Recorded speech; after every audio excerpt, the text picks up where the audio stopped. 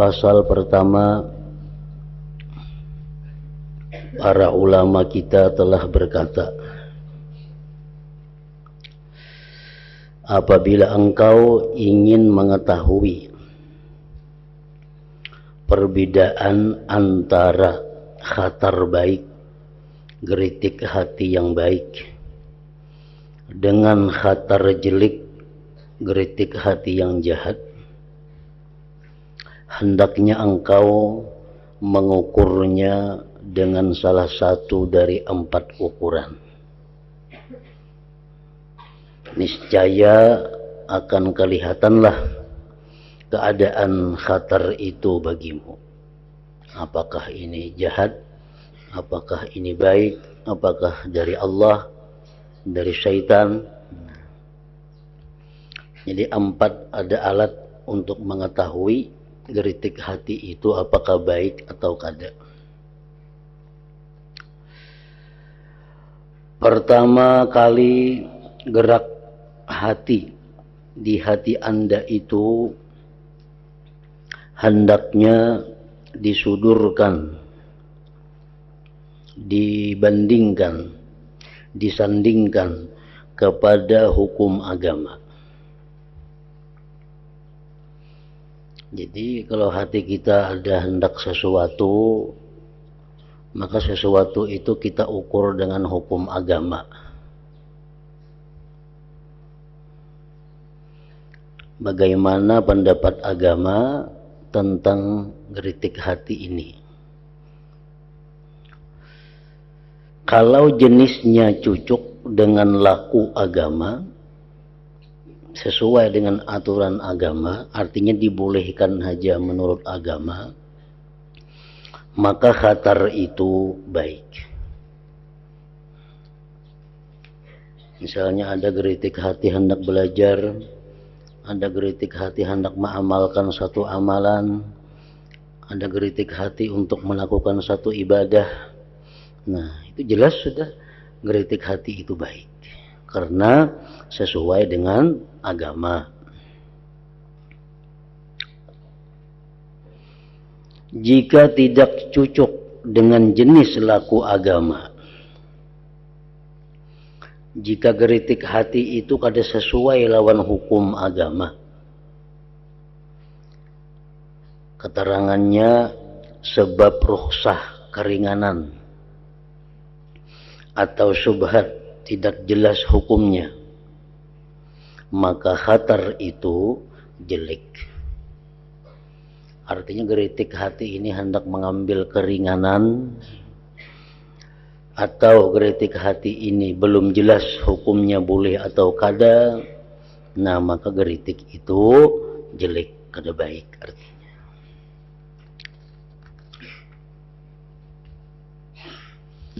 Nah ini memerlukan ilmu. Artinya mun orang kada luas pengetahuan agama, kada kau menggunakan ukuran ini. Kenapa kada kau menggunakan? Karena ukurannya ilmu, hukum. Jadi kalau geritik hati misalnya hendak berbuat ini, apa hukumnya dahulu agama menyatakan perbuatan itu boleh atau kada, keringanan atau subhat. Jadi perlu ilmu.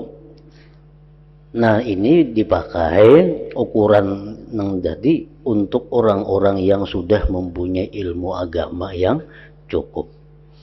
Jadi kalau tersirat di dalam hati kita untuk melakukan sesuatu, apakah sesuatu itu sesuai agama atau kada, situlah mengetahui buruk baiknya itu geritik hati tadi. Apabila dengan ukuran ini belum bisa jelas hukumnya, artinya ilmunya kada cukup, nya kada tahu nang digeritikakan hati ini, perkara nang boleh kah, perkara nang kada kah, perkara nang subhat kah, perkara apanya kada tahu. Atau inya punya ilmu tapi nya belum jelas lagi hukumnya apa. Nah hendaknya Anda sudurkan kepada panutan orang-orang saleh. Kalau di antara orang-orang saleh melakukan apa yang menjadi tuntutan khatar itu, maka khatar itu khatar baik. Sebaliknya, jika yang melakukan tuntutan khatar itu orang jahat, maka khatar itu khatar jelek. Umpamanya dalam hatinya ada tergelitik hendak memakai pakaian ini. Hukumnya apa memakai pakaian itu dulu? Inya kada berilmu, lo kada tahu. Cari orang saleh ada kan memakai nangka itu pakaian. Belinya ada orang salihin memakai pakaian jam itu, oh berarti baik aja gelitik hati ini. Bila orang salihin kalau tidak memakai pakaian nangka itu, nah ada orang-orang jahat, periman-periman memakai nangka itu, oh berarti gelitik hatiku ini kada baik ngarannya. Nah, itu ukuran nangka kedua di situ.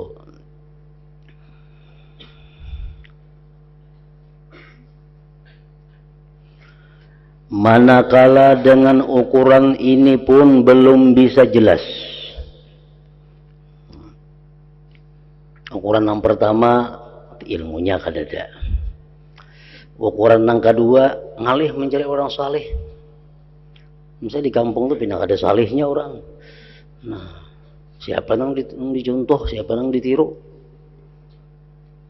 siapa nang kawa diulah standar kadada.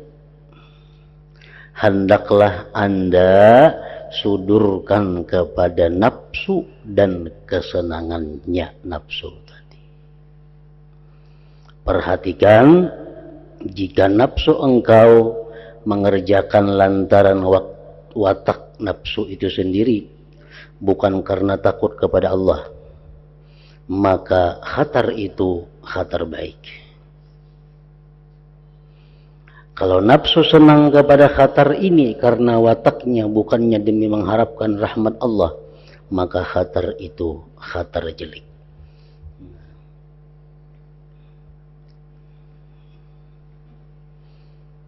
Geritik hati hendak memakai pakaian ini, ilmunya kadada, boleh kadanya makain itu. Orang salihin kada tahu nama nang salih, nama nang kada. Kembalikan kepada nafsu kita. Kapingin kada nafsu makain itu. Bila kapingin, berarti kada baik geritik hati tadi. Bila nafsu kita kada kapingin, nah berarti geritik hati itu baik. Karena itu wataknya nafsu. Sebab nafsu itu selalu mengajak berbuat jelek. Sama sekali tidak suka kepada kebaikan.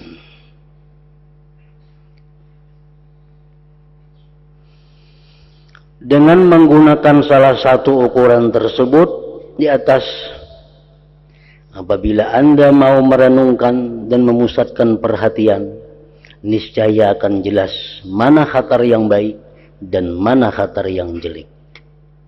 Semoga Allah memberikan petunjuk dengan anugerahnya. Allah adalah zat yang maha pemurah kepada hambanya.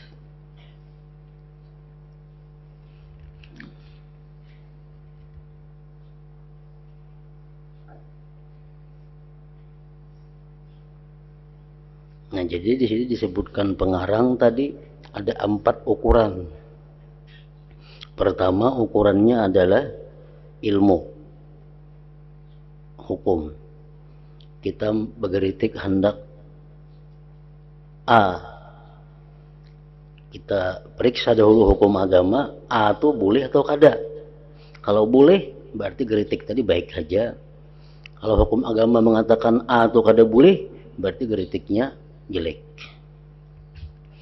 Yang kedua, orang saleh. Geritik hati hendak melakukan A. Menurut hukum agama kayak apaan itu? Kada tahu karena kita kada berilmu. Lihat orang saleh, ada kada yang menggunakan memakai A itu. Bila banyak saja orang saleh memakai A itu, berarti geritik hati tadi baik. Nah, ukuran yang ketiga, nafsu. Ukurannya orang saleh kada didapat, cari nafsu kita kapingin kada. Bila nafsu kapingin, berarti geritik tadi kada baik. Bila nafsu kada suka, berarti geritik itu adalah baik. Nah, 3 aja Sidin menyebutkan di sini. Mana sebutingnya?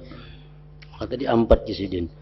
Apabila engkau ingin mengetahui perbedaan antara khatar baik dengan khatar jelek, hendaknya engkau mengukur yang salah satu dari 4 ukuran. Nah, Sidin menyebutkan di sini cuma 3 tadi. Kembalikan kepada hukum, kembalikan kepada perilaku orang salih, ketiga kembalikan kepada nafsu. Pasal kedua, para ulama kita telah berkata, apabila engkau ingin membedakan antara khatar jelek yang datang dari syaitan dan yang datang dari hawa nafsu serta yang datang dari Allah pada permulaan, maka perhatikanlah khatar itu dari 3 segi. Ini geritik hati hendak berbuat maksiat. Dalam hati ini Anda bergeritik, isukin aku hendak ini, hendak melakukan maksiat. Nah, geritik hati. Geritik hati ini dari mana datangnya? Apa dari Allah? Apa dari syaitan? Apa dari nafsu? Nah, perlunya kita mengetahui ini supaya bisa menolaknya. Karena kalau geritik hati dari syaitan, jam ini cara menolaknya. Kalau geritik hati dari nafsu, lain lagi cara menolaknya. Geritik hati dari Allah, lain lagi obatnya. Jadi kita perlu mengetahui. Bila hendak berbuat maksiat ada dalam hati terlintas, nah, siapa nih? Nafsu kah? Syaitan kah? Atau memang dari Allah? Karena dari Allah langsung mau juga geritik jahat, geritik maksiat itu. Pertama, jika engkau dapati khatar itu kokoh dan tetap pada satu keadaan, teranglah bahwa khatar itu dari Allah atau dari kesenangan nafsu.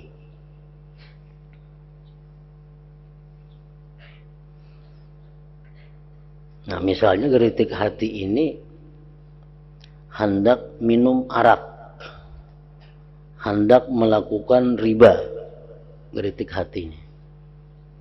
Dan itu kokoh, kada berubah-ubah geritik hati itu, tetap. Nah, maka geritik hati ini dari Allah atau hawa nafsu. Kalau khatar itu senantiasa bergulak dan berubah-ubah, maka khatar itu dari syaitan.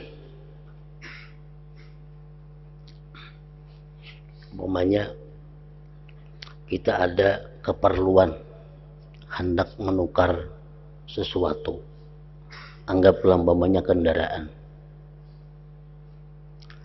hendak menukar itu, duitnya kan ada,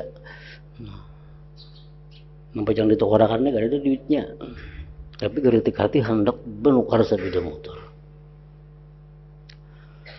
Lalu mencari duit menukar sepeda motor, geritik hati itu kada salah, itu boleh-boleh aja nih itu bukan geritik nang jahat kada. Cuma timbul kan duitnya di mana? Ada duit. Lalu timbul geritik hati. Itu duitnya mencuntan di mana? Mencuntan di mana kah duitnya? Dan geritik hati hendak mencuntan ini kada berubah-ubah kokoh. Pokoknya mencuntan tuh bang, ada jalan lain. Nah, maka geritik hati ini dari Allah atau nafsu. Yang kedua, geritik hatinya umpamanya duitnya kayak mencari nukar kendaraan itu, mencuntan. Nah, menjadi hati ini geritik. Menikam kada mencuntan, menipu orang kah? Menikam kada menipu orang, berhutang duit yang berbunga kah? Macam-macam geritik hati, cuma nang maksiat semuaan berubah-ubah, mencuntan kah, menipu orang kah. Nah, itu berarti menunjukkan dari syaitan. Jadi syaitannya berubah geritik hati itu, cuma putarannya tetap dalam lingkaran maksiat semua.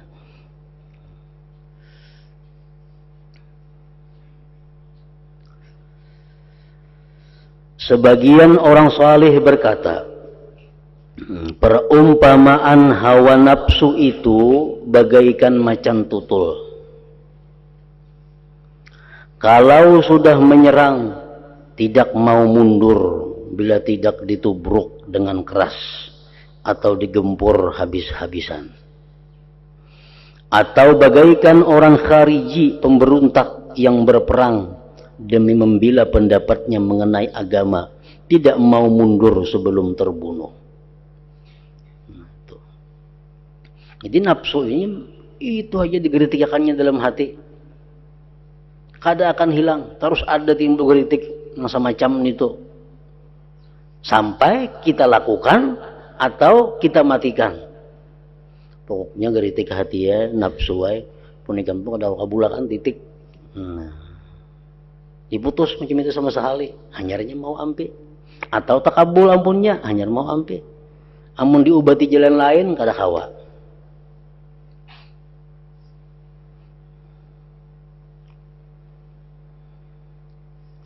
Sedangkan syaitan itu seperti serigala, jika Anda mengusirnya dari satu arah, ia akan masuk dari arah lain. Mencuntan ya syaitan, bah, dia kita mencuntan ngalih, pangapurang, bisa. Menipu barang ya syaitan, menipu jangan juga ini aja kita jangan. Menggawi riba barang ya syaitan, macam-macam kita di jalan dimasukinya. Nah itu syaitan. Kalau kita tantang di sini, masuk jalan lain. Nah lain lawan nafsu tadi. Yang kedua, apabila khatar geritik hati itu muncul setelah Anda melakukan dosa, maka khatar itu merupakan penghinaan dan siksa dari Allah Ta'ala lantaran buruknya dosa yang Anda perbuat. Kalau kita melakukan satu dosa, timbul di hati ada pulang hendak berbuat dosa, nah itu dari Allah sebagai penghinaan kepada diri kita dan penyiksaan kepada diri kita. Orang minum arak umpamanya, minum arak itu sudah dosa besar, timbul geritik di hatinya, kamu juga mencuntan, nah itu dari Allah tuh. Kamu juga berzina, itu dari Allah. Kenapa? Karena Allah marah dengan orang ini melakukan dosa, lalu terjerumus orang ke dalam lembah yang hina.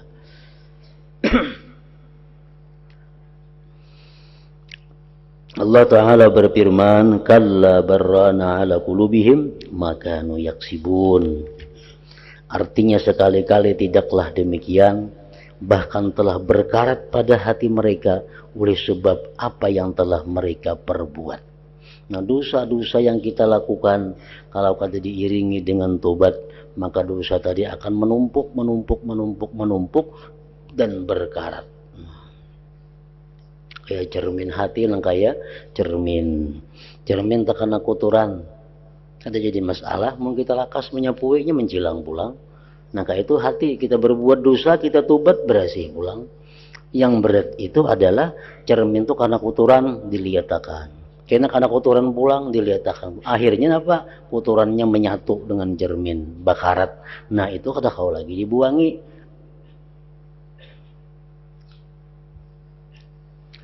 Guruku Imam Abu Bakar Al-Warraq rahimahullah berkata, ujar Imam Ghazali, demikianlah buruknya dosa. Dosa itu bisa mendatangkan kekerasan hati. Semula hanya khatar. Nah, kita berbuat satu dosa, kita kada tobat, datang kena geritik hati nak berbuat dosa macam-macam. Bila digawi, kemudian mendatangkan kekerasan hati dan akhirnya berkarat.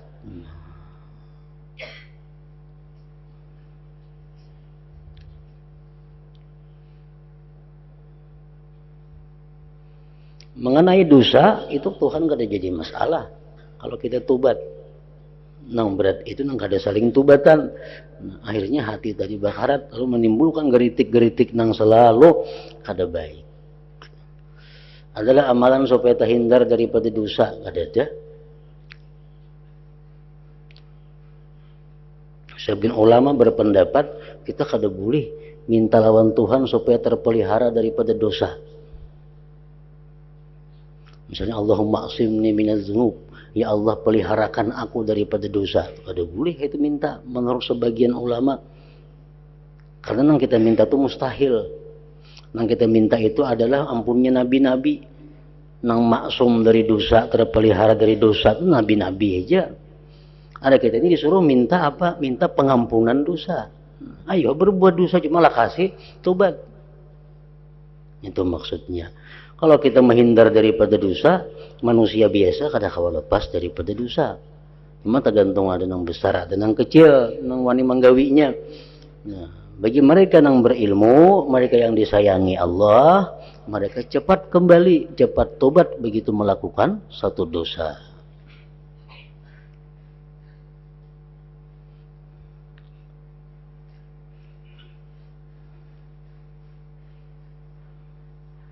Syekh Junaid al-Baghdadi pernah ditanya oleh seseorang muridnya, "Hai Syekh Junaid Baghdadi, maulah orang wali itu melakukan zina?"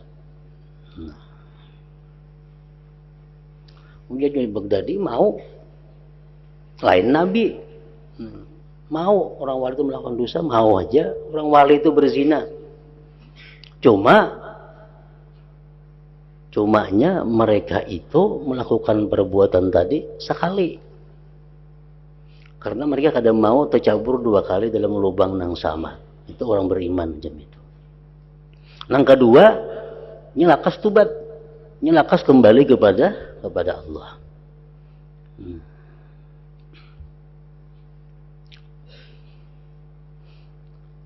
Nang kada baik, nang Allah tuh kada suka, kita berbuat dosa, kada tubat-tubat, kada minta ampun, sehingga Allah marah.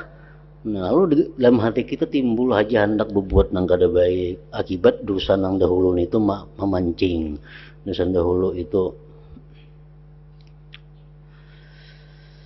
Nah, jika khatar ini di permulaan, bukan sesudah berbuat dosa, kita asal kada melakukan dosa, nah kan sembahyang lagi tadi.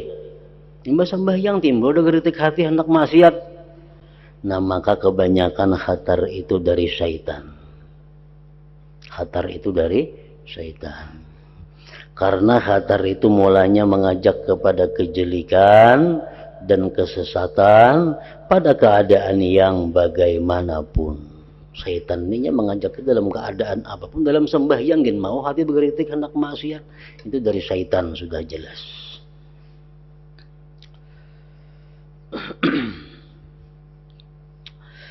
Yang ketiga, apabila khatar tidak dapat lunak dan tidak menjadi sedikit serta tidak bisa hilang dengan zikrullah ta'ala, maka khatar itu dari hawa nafsu.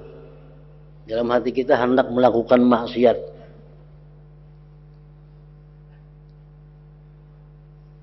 sudah kita imbas sembahyang. Nah, berarti menunjukkan khatar ini bukan dari Allah dulu.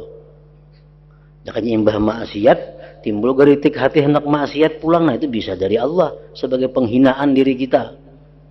Ini kada kita kada imbah maksiat, kada imbah melakukan maksiat, timbul di hati ada geritik hendak maksiat.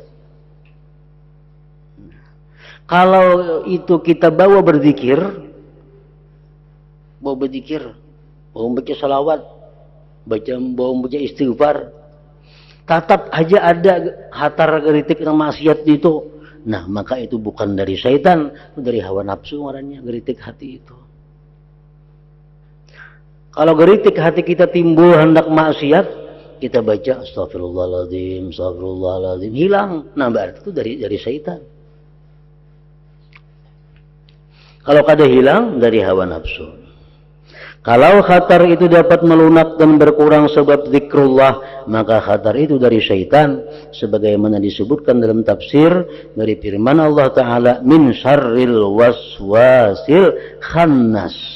Artinya aku berlindung kepada Allah dari kejahatan syaitan yang suka mengganggu, lagi pula suka mundur. Jadi kita berzikir mundur syaitan itu. Makanya orang sembahyang disuruh azan. Ini mendengar azan tuh buka syaitan. Tuntung azan datang pulang. Suruh kamat kita. Atau kamatnya buka jauh. Tuntung kamat berparak pulang lawan kita. Jadi syaitan itu mundur maju. Makanya khannas min syarril waswasil khannas. Syaitan itu bertinggir di hati anak keturunan Adam, manakala anak keturunan Adam itu berzikir kepada Allah Ta'ala, maka syaitan mundur. Jika anak keturunan Adam lupa, syaitan kembali mengganggu.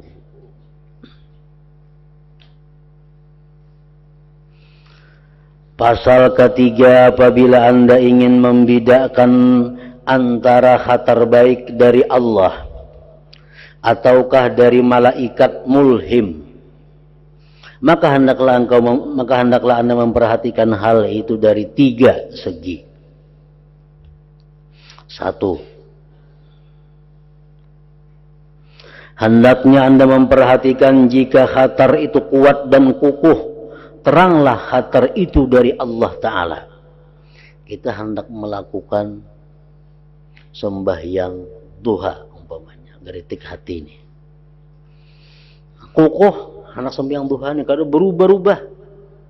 Sembahyang duha itu apa tujuannya? Nah, ini dari Allah. Tetapi kalau khatar itu mundar-mandir, maka khatar tersebut dari malaikat mulhim. Terkadang ada hendak sembahyang duha, terkadang hilang. Terkadang ada pikiran hendak sembahyang sunat wudu, terkadang hilang. Terkadang ada pikiran hendak sembahyang hajat, terkadang hilang. Berubah-ubah, tapi dalam lingkaran kebaikan. Nah, maka khatar tersebut dari malaikat mulhim. Karena malaikat mulhim itu kedudukannya seperti penasihat, sedangkan ia masuk dari segala arah dan menyodorkan petuah baik kepada Anda, karena mengharap perkenan dan kesenangan Anda terhadap kebaikan. 1, itu caranya membedakan geritik hati kebaikan ini dari Allah atau dari malaikat. Kita pandang kuatnya tekanan dan lemahnya. Bila kuat tekanannya kepada sesuatu perbuatan taat, dari Allah berarti. Bila kada kuat dan berpindah-pindah, dari malaikat. Yang kedua, apabila khatar itu sesudah ijtihad dan taat Anda, kita habis membaca zikrullah, kita habis membaca Al-Quran, kita habis membaca salawat, timbul geritik hati hendak melakukan sesuatu kebaikan. Misalnya kita membaca zikir 1000, la ilaha illallah, la ilaha illallah, la ilaha illallah. Niat membaca 1000 aja. Niat dari awal hendak membaca la ilaha illallah 1000. Baca tuntung 1000. Timbul di hati. Jika salawat pulang sedikit dibaca. Nah, di hati nih, jika tambahi salawat lagi. Nah, itu dari Allah tuh. Itu dari Allah. Kenapa? Karena imbah kita zikir, imbah kita taat, timbul geritik hati. Jangan baca salawat. Nah, itu dari Allah. Allah Ta'ala berfirman, walladzina jahadu fina lanahdiyannahum subulana. Artinya orang-orang yang berjuang melawan nafsu karena mencari keridhaanku, tentu aku menunjuki jalanku kepada mereka.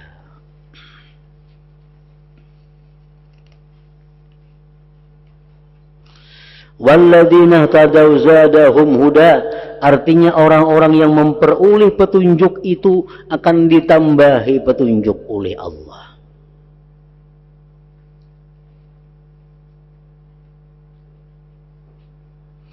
Kalau khatar itu datang permulaan, maka khatar itu menurut kebiasaan adalah dari malaikat. Kalau khatar itu datang pada permulaan, misal kita kada ada imbah berbuat taat, kada ada imbah berbuat maksiat, imbah makan, untuk makan hati hendak jangan baca Quran sedikit, nah itu dari malaikat. dari malaikat yang menyarankan kepada kita. Jadi kalau kita imbah taat, hendak pulang itu dari Allah. Sebagian ulama ada mengatakan bahwa amal ibadah yang kita lakukan, apakah itu diterima di sisi Allah atau terhenti, diterima kada, ditolak kada, atau ditolak. Nah, kita misalnya sembahyang kita ini bisa ditolak Allah, bisa terhenti, menunggu langkah-langkah berikutnya, terhenti, diterima kada, ditolak kada. Ibarat kita mau unjuk map tuh ke pimpinan, dibuka sidin kada, disarahkan, dibulikakan sidin kada. Nah, ada yang ditolak. Nah, jadi orang mau unjuk surat, langsung bulikakan suratnya. Nah, saya pun unjuk surat, dibuka sidin, dibaca sidin. Nah, ada yang unjuk surat, anasin des meja, dibuka kada, dibulikakan kada. Nah, kayak itu juga amal ibadah kita. Mengetahuinya, apabila kita melakukan ibadah, misalnya kita membaca, kita bisa berzikir 1000 sehari, atau kita tahajud di malam hari, tahajud malam ini, malam esok kulir tahajud, kulir barat tahajud, malam esoknya parah ya. Ini satu alamat bahwa tahajud yang dahulu itu ditolak Allah. Ditolak Allah. Kita berzikir hari ini 1000, esok parai. Nah, itu satu alamat bahwa zikir nang semalam itu Allah kada berkenan. Sebabnya apa? Kalau orang yang diterima Allah itu ibadahnya, diterima Allah ibadah itu selalu istiqamah, selalu mudawamah, bahkan semakin bergairah, semakin nyaman atau semakin bertambah. Itu Al-Quran mengatakan walladzina tadau zadahum huda. Kan tadi orang-orang yang memperoleh petunjuk itu akan ditambahi petunjuk oleh Allah. Kita berzikir hari ini 1000, esok 1000 lebih bergairah lagi, esoknya lebih nyaman lagi. Selalu ada pertambahan kenyamanan zikir atau pertambahan jumlahnya.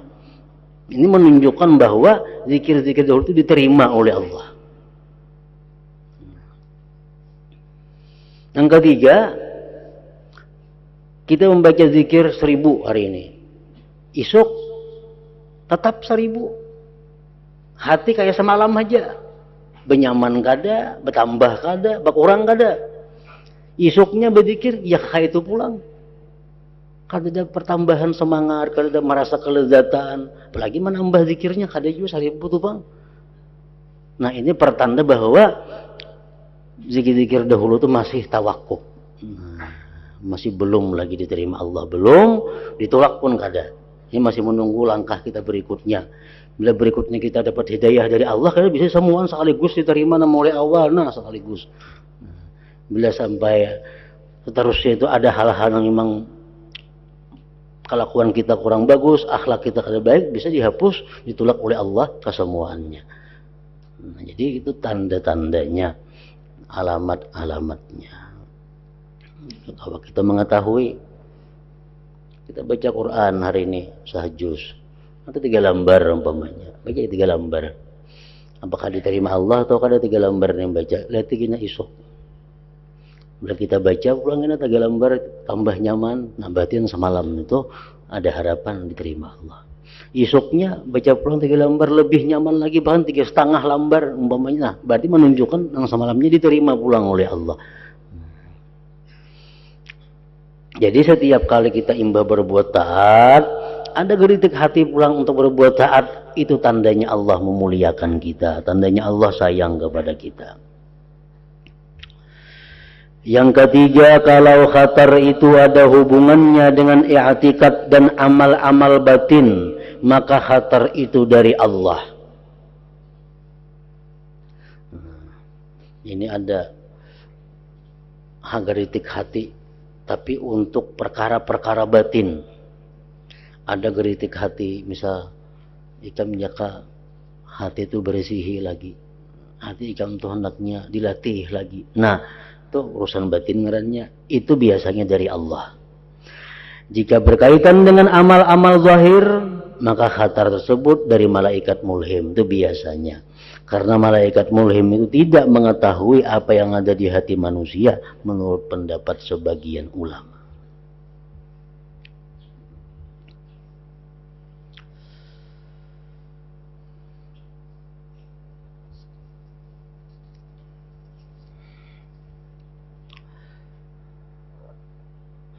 Adapun khatar baik yang datang dari syaitan, syaitan mau juga nyuruh kita berbuat baiknya.